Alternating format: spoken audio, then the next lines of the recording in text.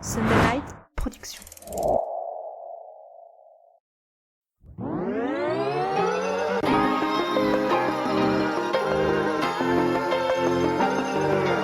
Bienvenue sur le podcast Dans la tête d'un cycliste, l'émission dédiée à tous les passionnés de vélo sous toutes ses formes. Chaque semaine, Arnaud Manzanini part à la rencontre de celles et ceux qui font le cyclisme pour nous inspirer et nous aider à nous améliorer. Bonjour à toutes et à tous et bienvenue sur le podcast Dans la tête d'un cycliste où nous allons explorer un sujet captivant aujourd'hui, les mitochondries, souvent appelées les centrales nucléaires, les centrales énergétiques de notre corps. Leur rôle est essentiel dans notre santé et aussi dans notre performance. Je suis accompagné pour cette capsule par le coach Loïc. Bonjour Loïc, bienvenue. Bonjour Arnaud, bonjour à tous. Alors c'est vrai que c'est un sujet qui interpelle, le thème sur nos centrales nucléaires, les mitochondries. Comment tu pourrais introduire cet épisode, Loïc, sur ce sujet qui s'annonce passionnant, peut-être sur une description de qu'est-ce qu'est la mitochondrie et leur rôle? Alors j'aime bien cette expression, les centrales nucléaires, que j'ai empruntée à Anthony Berthoud, qui est pour moi une référence sur ce sujet-là. En fait, cette image, elle est parfaite parce qu'en fait, c'est, pour résumer, les mitochondries, c'est ce qui nous permet de convertir l'énergie apportée par l'oxygène et les nutriments en énergie. D'où leur surnom de centrale nucléaire du corps humain. Et ce qui est beau comme image, c'est qu'en fait, c'est très puissant quand tout fonctionne bien. Mais par contre, quand il y a un problème, comme pour la centrale nucléaire, ça part très vite en saucisson. Et quels sont leurs... donc alors, on a compris sur le rôle, hein, mais pourquoi elles sont si importantes alors que probablement des personnes qui écoutent cet épisode n'ont pas forcément conscience du rôle des mitochondries? Tout a commencé il y a 2 milliards d'années. Ça, c'est tu vas perdre la moitié des gens qui écoutent là. T'inquiète pas. Mais non, vous allez vite comprendre pourquoi c'est important. En fait, c'est une des théories. C'est que c'est un phénomène d'endosymbiose, c'est-à-dire que c'est une bactérie qui a rencontré une cellule eucaryote. Ils ont fusionné, cohabité ensemble pour former ce que nos cellules sont aujourd'hui. Des cellules qui sont capables d'utiliser de l'oxygène pour produire de l'énergie. Donc, quelle est l'importance de la mitochondrie? Tu vois, c'est ce qui a permis la vie sur Terre telle qu'elle est aujourd'hui. Intéressant. Et quel est le lien? Alors, j'allais dire presque, il est évident, ma question elle est évidente, mais quel est le lien avec la performance sportive? On l'a tous compris, mais comment le sportif peut l'exploiter?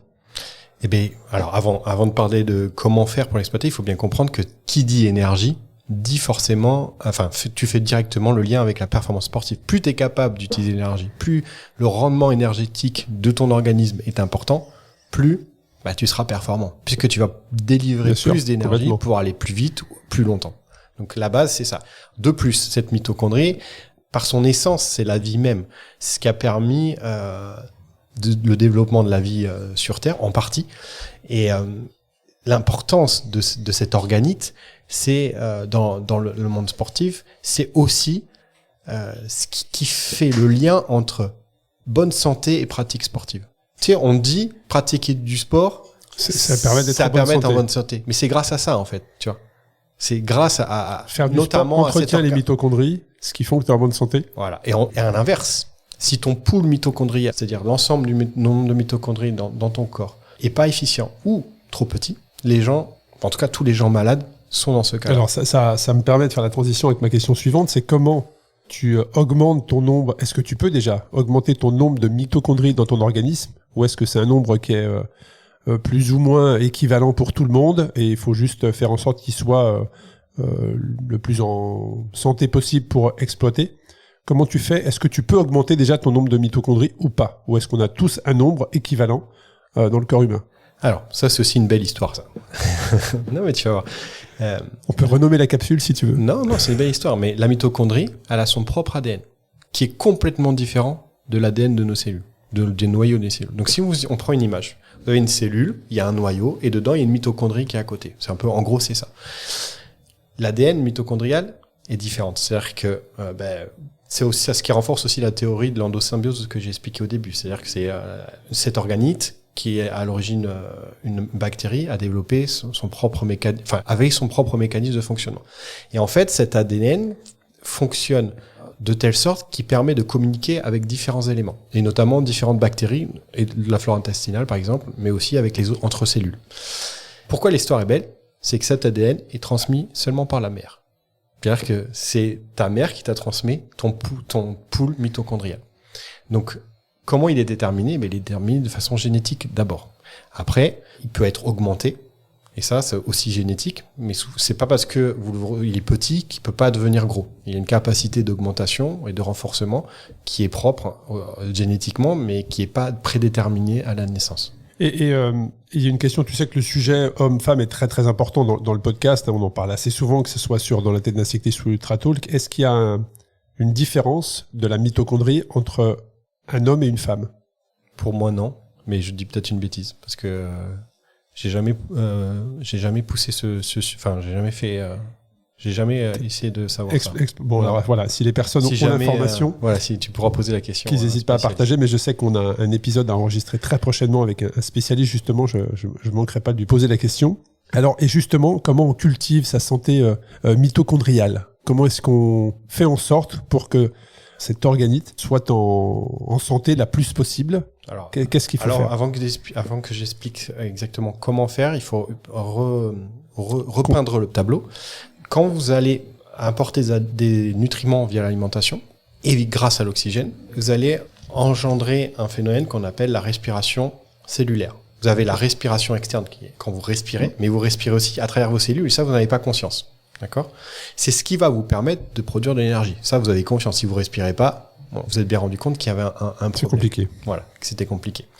Via cette respiration cellulaire, on va pouvoir produire de l'énergie. D'accord? Qu'on peut mesurer en vélo de façon indirecte via la puissance. D'accord? Qui permet d'évaluer l'énergie nécessaire pour avancer sur la bicyclette. Mais c'est la même chose à pied. Bien sûr, ouais. Cette énergie-là va donc vous permettre d'avancer dans le vélo, mais aussi va pouvoir aussi répondre à d'autres fonctions. D'accord ? Par exemple, une partie de l'énergie va aussi être utilisée, par exemple, pour vous permettre d'avoir un système immunitaire fonctionnel, de vous permettre d'avoir un système digestif fonctionnel. Donc il y a une répartition qui se fait de l'énergie produite par la respiration cellulaire. Et cette respiration cellulaire, en plus, comme vous le savez, en fonction du niveau d'intensité, va avoir des ajustements. Bon, voilà, elle va être plus ou moins utilisée. Elle est tout le temps utilisée, mais de façon un peu différente en fonction de la façon... Enfin, elle est utilisée différemment en fonction de niveau d'intensité. Ça, c'est le premier point, et j'essaye d'expliquer de façon vulgaire, et forcément, quand on vulgarise, des fois, on refait des raccourcis, et j'anticipe déjà... Voilà. J'anticipe les remarques, c'est ça ? Les commentaires. Mais voilà, dans l'image, j'espère que c'était simple et que tout le monde a compris. Quand vous avez compris ça, vous allez aussi comprendre que il faut aussi savoir que la mitochondrie a un autre rôle qui est important, c'est la régulation des cellules.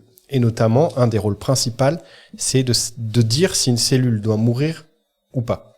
Ce qu'on appelle l'apoptose cellulaire. C'est grâce à la mitochondrie que se déclenche l'apoptose cellulaire. Aujourd'hui, si ce phénomène de mort cellulaire, s'il n'existait pas, on aurait tous des cancers. Tu vois, par exemple. C'est ce phénomène-là qui régule les dysfonctionnements cellulaires. Donc ça, c'est très important. Ouais. C'est ce qui nous permet, notamment, de s'adapter à n'importe quel stress. Sans ça, les cellules qui subiraient un stress, au lieu de mourir, peut-être se répandraient, tu vois. Voilà. Donc il faut bien avoir bien en tête tout ça avant de savoir comment on fait pour l'augmenter. Donc au niveau de l'entraînement, comment on fait concrètement pour faire en sorte qu'on ait une santé mitochondriale parfaite? Déjà, est-ce qu'on travaille plus une zone qu'une autre? On va en parler après, mais déjà, l'entraînement, c'est important. Mais les facteurs à côté sont ça, c'est encore plus importants. On va en parler après, mais que ce soit la nutrition, le sommeil, l'exposition à la lumière, ça, il faudra qu'on en parle, l'exposition au froid, tout ça, ce sont des éléments essentiels et qui nous font référence à ce qu'on est. Hein. C'est-à-dire que je parlais d'il y a 2 milliards d'années, mais il faut bien comprendre que notre espèce, elle a évolué dans des conditions et que ça fait notre existence dans d'occidentaux modernes, le milieu dans lequel évolue est très peu, et en temps est très petit par rapport à ce qu'on a été. Et que il faut pas oublier que nous avons évolué une grande majorité du temps et que cette évolution, et notamment de ces mitochondries, s'est fait à travers d'éléments dont on va parler après. Au niveau de l'entraînement, et c'est pour ça que je le mets en dernier, parce que finalement l'entraînement correspond à ce qu'on fait actuellement en tant qu'homme moderne, mais il y a quoi, il y a 100 ans, quoi. sur sur une sur échelle 300 000 ouais. ans, c'est pas C'est grand-chose. très récent, effectivement. Donc l'entraînement, comment on s'entraîne pour développer la mitochondrie? Bon, déjà, en fait, ça devrait être notre objectif à tous. Pour être en bonne Sans santé. parler de performance, effectivement. Sans parler de performance. Juste être en bonne santé. Être en bonne santé. Et pour être performant, pour être capable de produire de l'énergie de plus en plus longtemps et de plus en plus en grande quantité. Voilà. Ça devrait être l'objectif principal de tout le monde. La première méthode, et en fait, c'est pour ça qu'on sait, aujourd'hui, on peut donner une des raisons pour laquelle le travail à basse intensité C'est la base de l'entraînement, ouais. c'est parce que ça améliore la santé de la mitochondrie. Voilà, ça il faut le savoir. Plus vous faites de la basse intensité, et notamment cette fameuse zone 2, dont on a fait un épisode, plus vous vous entraînez dans cette zone-là, plus vos mitochondries, plus elles seront nombreuses et efficaces. Et donc, à l'opposé, c'est ce qu'on a dit dans l'épisode précédent, plus on va aller vers des entraînements qui ne sont que orientés vers l'intensité, plus quelque part tu vas dégrader tes mitochondries. En tout cas, plus on se rapproche du niveau de VO2 max, plus ça sera compliqué. Ça les stresse, Voilà. en fait, c'est ça, tu rentres dans le stress. Par contre, le niveau de stress est important. Une deuxième façon de faire, parce qu'on va améliorer, bon là c'est un peu plus technique, mais on va améliorer la quantité de transport des lactates vers les mitochondries. Plus on va travailler autour du seuil lactique, plus on va aussi améliorer cette notion de santé mitochondriale. Donc après, ça va être un compromis entre les deux, en fonction de moments, qui vont permettre, c'est ce que je dis toujours, c'est le fameux 80-20 ou 90-10, en fonction des objectifs, même on peut faire 70-30, mais toujours avoir une très grosse base foncière avec ce travail un peu d'intensité pour augmenter cette notion de santé mitochondriale. Améliorer nos centrales nucléaires en leur amenant plus d'efficacité et en même temps en augmentant leur nombre. Alors, il y a aussi, tu parles de l'entraînement, on a parlé des comportements qui pouvaient être, qui sont à côté mais qui améliorent, mais il y a aussi l'alimentation, les nutriments. Est-ce qu'il y a une alimentation type pour améliorer ses mitochondries ou pas? Est-ce que au niveau nutriments, alimentation, qu'est-ce qui favoriserait l'amélioration de la santé de ces mitochondries? Donc il y a un exemple très simple, c'est la mitochondrie participe par exemple à la régulation de l'insuline. D'accord ? Je ne vais pas rentrer dans les détails de la façon dont ça se fait, mais ça y participe. L'insuline, qu'est-ce que c'est ? C'est une hormone qu'on sécrète pour réguler le sucre. Pour réguler la consommation d'énergie en fonction de ton activité.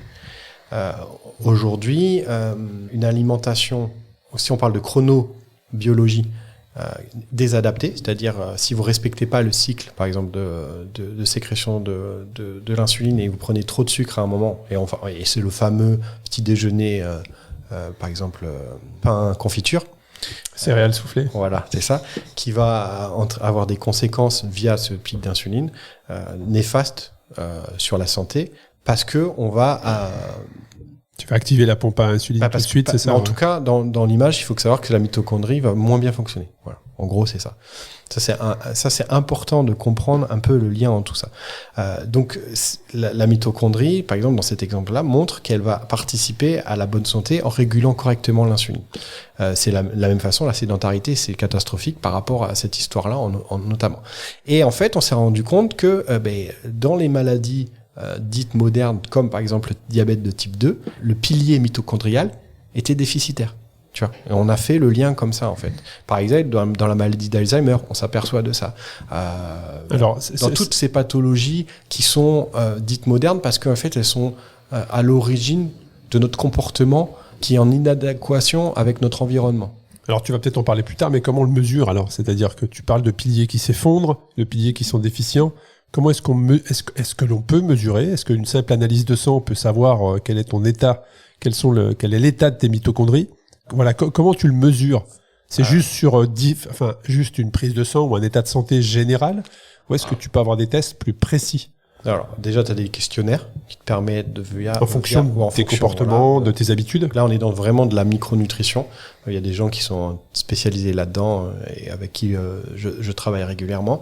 Tu vas avoir aussi des données au niveau sanguin, des repères sanguins. Parce que là, j'allais vers la question en disant, mais tu tu peux le mesurer que par un questionnaire de comportement. Non, mais tu verras pas directement ce qui se passe dans la mitochondrie. Tu vas le faire de façon indirecte. Okay. D'accord. Et après, mais moi personnellement, par contre, je vais le voir au niveau performance. Et là, c'est là où ça devient intéressant. Je vais prendre des cas que je rencontre régulièrement, des sportifs qui progressent plus depuis longtemps, voire qui régressent, et qui font de la compétition à plus ou moins haut niveau.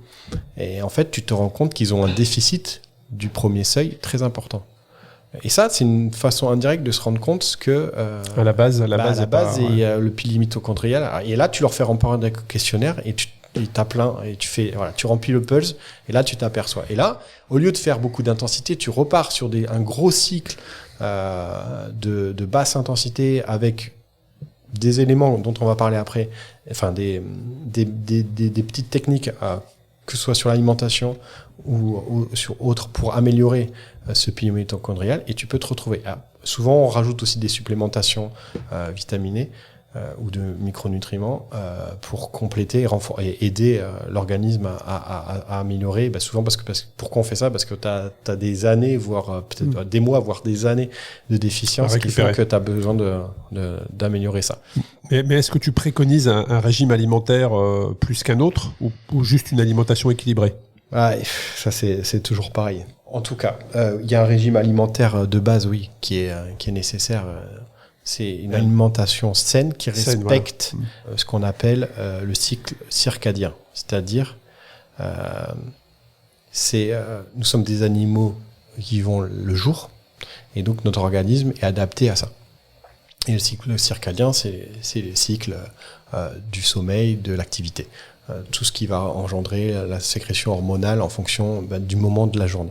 Et donc, la première chose qu'il faut faire, c'est adapter notre alimentation à ce qu'on est et dans l'environnement auquel on vit.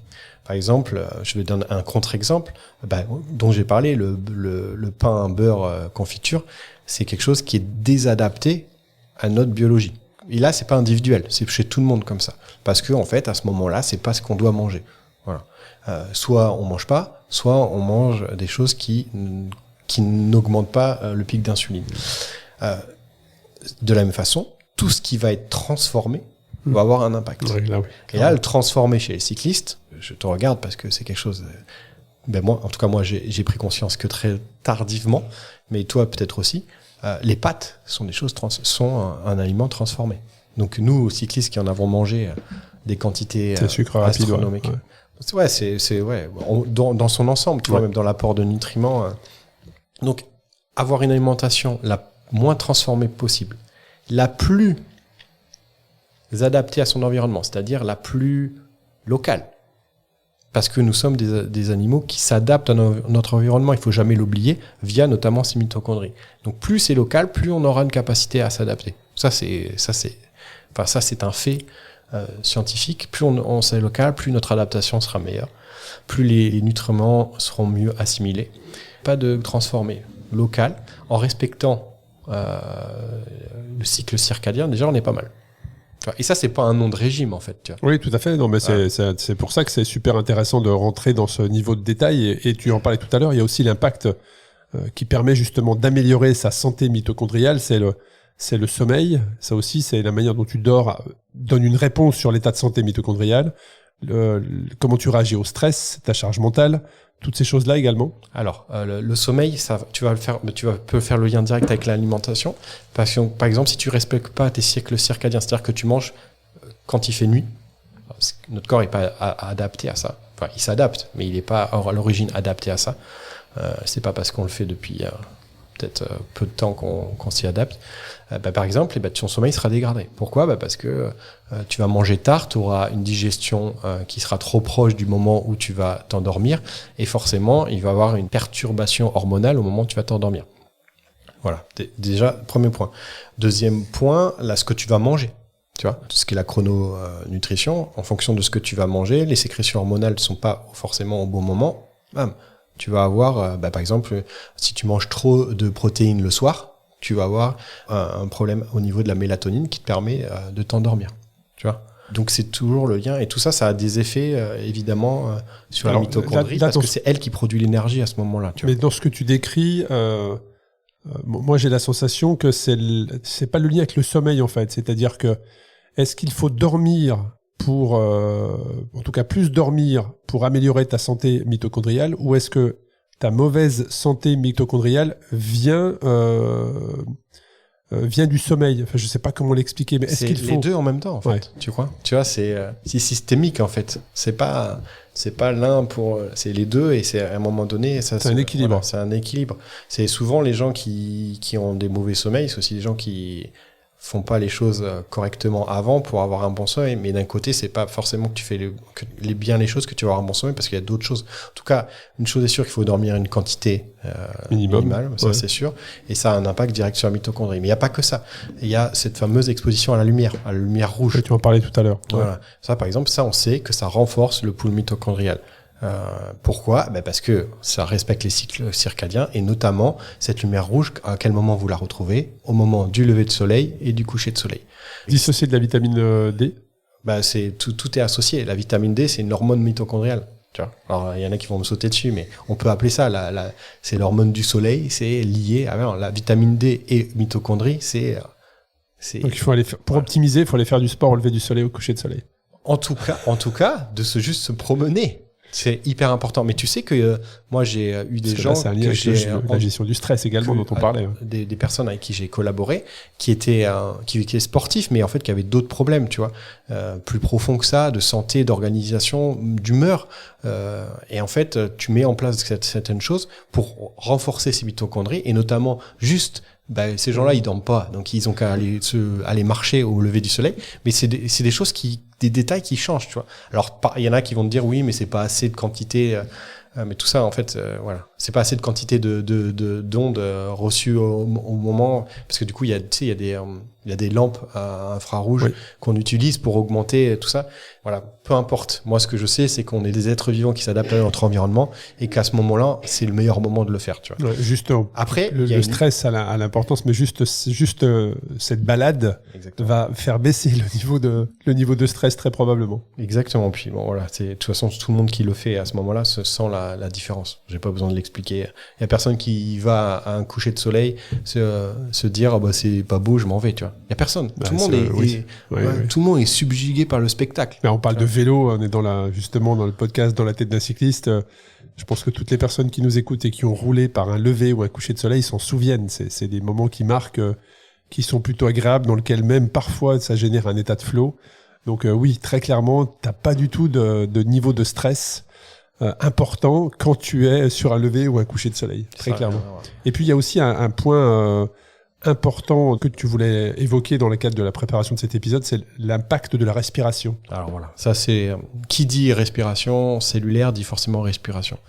Aujourd'hui, un des moyens les plus efficaces d'augmenter sa santé mitochondriale, c'est de s'entraîner à des techniques de respiration pour justement c'est simple. Oxygéner, apporter plus d'oxygène. En tout cas, permettre à nos cellules de mieux l'utiliser. Ouais. Et ça, il faut vraiment... vous avez peut-être déjà entendu parler de la méthode Wim Hof. Wim Hof qui je sais pas, tu connais? J'ai entendu parler. C'est un monsieur très barbu qui fait des exploits... mais c'est pas celui qui se plonge dans l'eau glacée. C'est ça. Voilà. Mais lui, il a développé une méthode de respiration pour permettre aux personnes de s'immerger totalement dans de l'eau glacée. Mais c'est pas pour ça qu'il a fait ça. Mais en tout cas, moi, c'est comme ça que je le connais, effectivement. C'est issu du yoga Tummo, une technique de respiration utilisée par les moines tibétains. Donc, il a simplifié un peu la méthode, mais l'objectif, c'est d'améliorer cette respiration. En fait, Loïc, c'est un podcast culturel que l'on fait. On voyage avec toi. Non, voilà. Et tu vois, c'est une des méthodes, il y en a plusieurs, permet justement de renforcer ça. Et donc, qu'est-ce que ça permet? De faire des choses assez folles, parce qu'en fait, la capacité d'adaptation de notre corps, elle augmente tout de suite. Et donc, lui, il fait mais tous les gens qui pratiquent cette méthode peuvent se rester dans des bains glacés. Lui, il a traversé des déserts. Ils lui ont même injecté une bactérie qu'on appelle Escherichia coli. Et ça, c'est quand on t'injecte ça, il y a des gens qui meurent, mais il y en a deux. Enfin, en tout cas, t'es très malade. Et ils ont fait un essai scientifique, médical autour de lui. Et lui, en fait, il a maîtrisé son système immunitaire par la respiration pour lutter contre la bactérie, et il a eu aucun signe en fait de maladie. Enfin, tout ça pour dire que la respiration, c'est la base pour maîtriser nos cellules via la mitochondrie. Qui respire vraiment pleinement, ne serait-ce qu'en écoutant cet épisode, est-ce que vous respirez à plein poumon ou juste à peut-être 10% de votre capacité pulmonaire? Très clairement, on ne prend que trop rarement le temps de prendre une pleine respiration. Il y en a certains qui sont équipés d'Apple Watch qui régulièrement leur rappellent d'ailleurs penser à respirer. Mais c'est vrai que la respiration, c'est une fois que tu l'as pratiqué que tu sens le bien-être immédiat, j'allais dire. Immédiat. Voilà, tu vois. Est-ce qu'on peut parler de ton expérience personnelle? Je préférerais pas. Non, tu veux. T'as pu expérimenter certaines techniques, notamment pour s'endormir. Et ben voilà, il y a des techniques ils en ont parlé dans la tête d'un coureur. Je dors très bien maintenant. Non, mais je suis passé au vert. Je suis équipé d'un bracelet Whoop, tu le sais. Et j'étais très souvent dans l'orange, voire dans le rouge, avec des gros problèmes de réveil nocturne, de stress, probablement lié au stress. Et depuis qu'effectivement Loïc m'accompagne sur ça, je suis dans le vert maintenant. Même si tu en as fait que de temps en temps, déjà tu as pris conscience, tu vois. Et on s'aperçoit que c'est un domaine déjà qui est pas assez exploré et qui a besoin et on s'aperçoit de l'impact que ça a, notamment sur les mitochondries et forcément indirectement sur la performance. Il y a un champ d'exploration immense à engager dans ce domaine-là. Parfait. Tout ça est très très intéressant. On arrive sur la fin de l'épisode, Loïc. Qu'est-ce qu'on peut est-ce que tu peux peut-être synthétiser, résumer justement sur le sujet de cet épisode, comment améliorer, comment contrôler nos centrales énergétiques, nos centrales nucléaires, qui sont les mitochondries? La première chose, c'est qui dit bonne santé dit mitochondries efficaces. Vous avez des tips très simples: s'entraîner basse intensité, s'initier à la respiration, manger sainement des produits non transformés et locaux, s'exposer à la lumière le plus souvent possible, notamment via cette vitamine D et aussi ces ondes rouges. Éviter, ça j'ai oublié de le dire, qui est hyper important, les ondes bleues qui sont les écrans, qui sont là c'est prouvé scientifiquement, ça a un impact sur la mitochondrie, ça les agresse et en tout cas ça entraîne des dysfonctionnements. On fait vite le lien. Et la dernière chose que je voulais dire, c'est ne pas avoir peur des stress. Un peu comme Wim Hof, en fait. Lui, il n'a pas peur de stresser son corps. Au contraire, il le fait pour qu'il devienne de plus en plus fort, mais dans un cadre contrôlé ou maîtrisé. Où il peut le faire. Voilà. Génial. Un grand merci, Loïc, pour cet épisode. N'hésitez pas à le partager un maximum autour de vous, tellement il est inspirant. Et puis à très bientôt pour un nouvel épisode du podcast Dans la tête d'un cycliste. Merci beaucoup. Merci à vous.